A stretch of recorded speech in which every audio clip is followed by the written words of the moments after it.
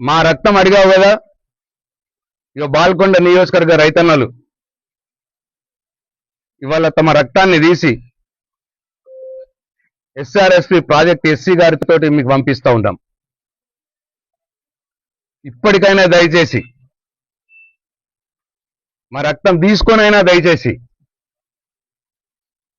గోదావరిలో పారుతున్నటువంటి 1,00,000 క్యూసెక్కుల నీటిని కన్నపల్లి పంప్ హౌస్ బటన్లు ఒత్తి